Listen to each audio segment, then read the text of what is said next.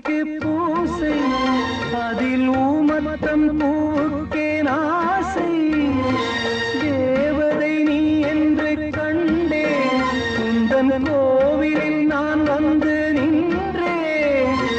நான் செய்த பாவங்கள் உன் நெஞ்சின் காயங்கள் கண்ணீரில் ஆறாதோ கோபம் தீராதோ